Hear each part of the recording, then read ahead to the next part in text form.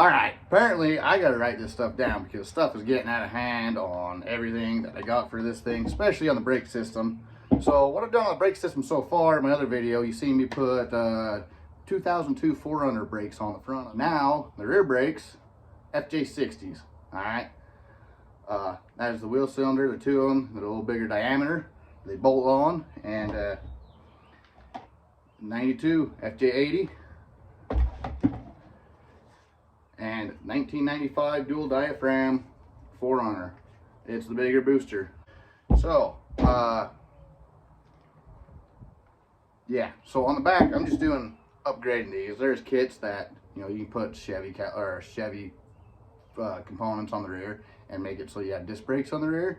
But I'm trying to keep a parking brake. So even though I'm not getting bigger drums or bigger brake shoes or anything like that, this being a bigger diameter will put more hydraulic pressure when you step on the brake, so it actually pushes out harder and should stop more.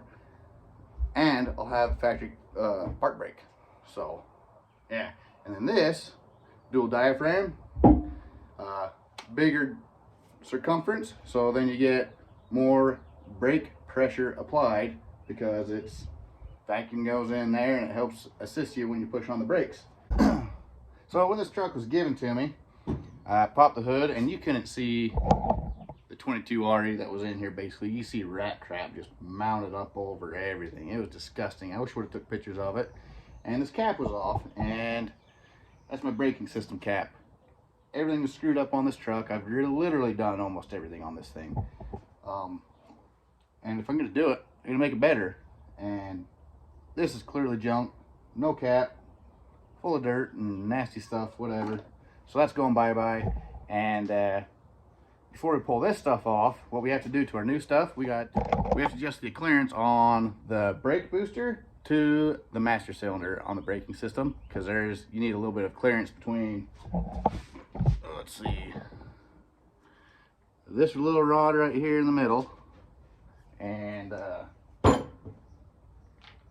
this hole on the inside. Very, very bottom of there. You can't see in there all the way, but there has to be a little bit of a gap or else your brakes won't work right. All right, this is what I did on the brake booster rod to adjust this little nipple out.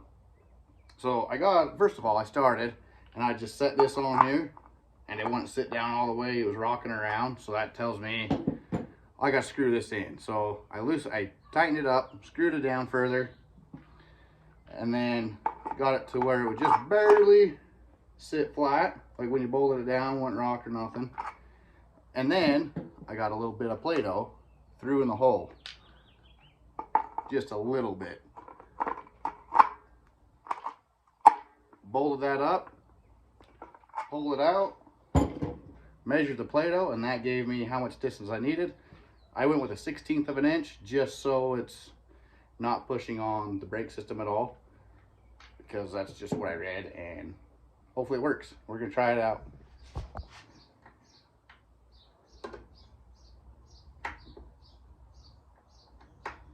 One piece at a time, and it didn't cost me a dime. Nope, that's a lie. It cost me a lot of dimes. I'm over budget. My wife's gonna kill me, but it'll be worth it because this is gonna be awesome. Man, like I thought LS swaps were gonna be like 150 bucks, but I don't know, I was wrong.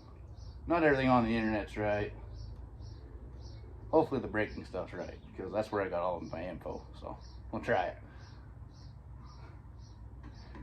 Supposedly this is supposed to bolt right up. Got to bend this line out here on the front, kind of tweak it a little bit, but everything else is supposed to be pretty much plug and play, and we'll try it out and let you guys know.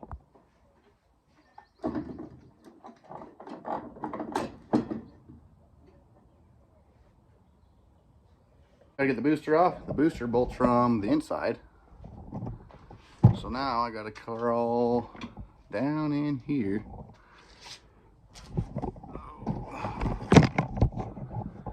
Up under the dash to do the brake booster bolts. Well, nuts and studs, but nuts, whatever.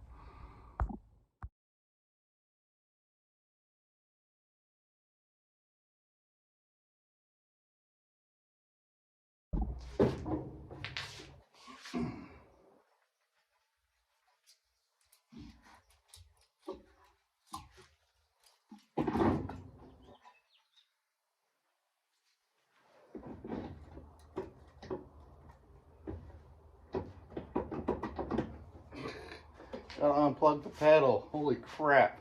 Moron. God.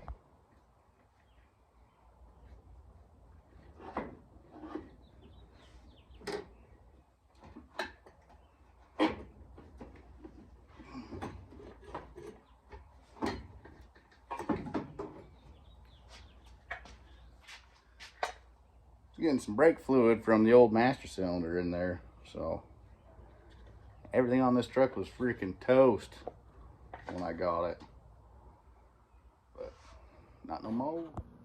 Now that the booster's off, I take this clevis and put on this one. I took this plate off of this one and put it onto that one because it had a plate on it, so I figured I'd just reuse it. Whether it's right, wrong, or whatever, I'm gonna try it out. I did measure the stroke. If you push on here, how far the piston comes out on the other end.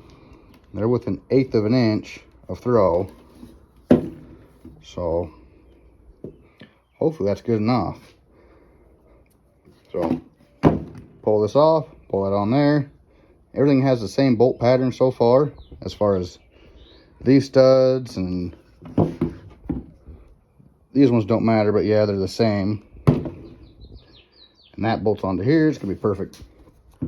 Forgot to tell you how to tell the difference between a dual diaphragm brake booster and a single diaphragm. This is a single diaphragm.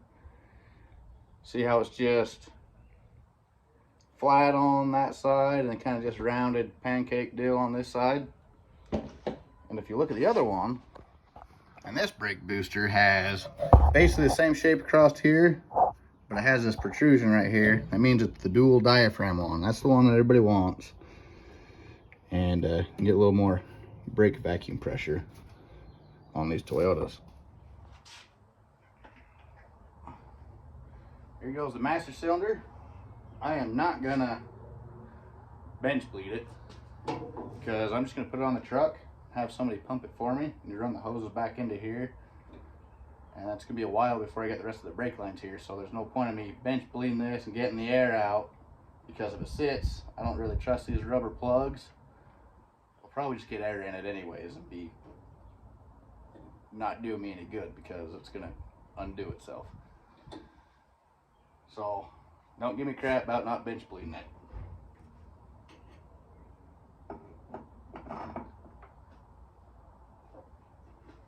Or give me crap, I don't care.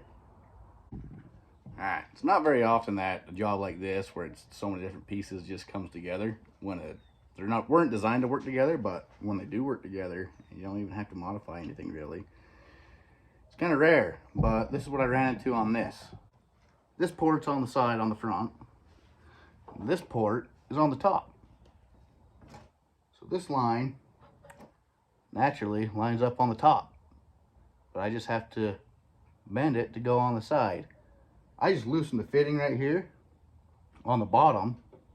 You'll see it if you ever do it on T. And then I'm just gonna kind of just adjust it over by hand, like so. Now it lines up. That's literally the only thing I had to modify. As far as the brake booster and the master cylinder, it was super easy. Just a couple adjustments that you'd have to do anyways, changing the parts, and just modify that line. All right, so we got the brake booster on and we got the master cylinder on.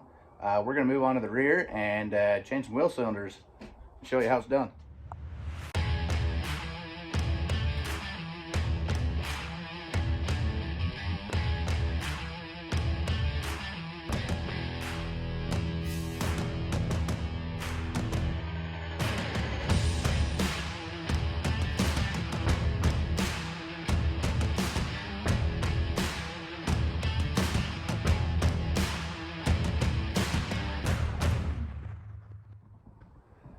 All right, got the drum off.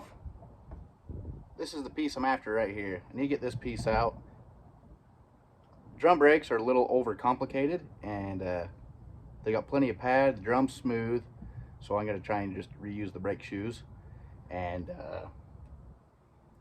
try not to disassemble everything. Just pull this out. So we'll see if it works. I don't know if it's gonna work or not. I might have to disassemble everything, but I don't want to, so I'm going to try and cut some corners, see if it works.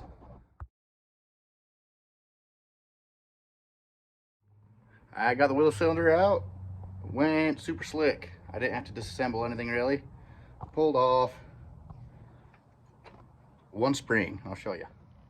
To get the wheel cylinder out, I didn't disassemble everything. Pulled the brake line off the back.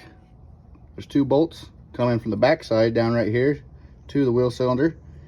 And then this spring goes to this shoe, clear over to the other shoe, and it holds tension on them, so it squeezes them together. I just undid that spring and spread them apart and was able to get that wheel cylinder out. Super easy, and glad it worked out. Didn't have to disassemble anything besides that, so worked out good.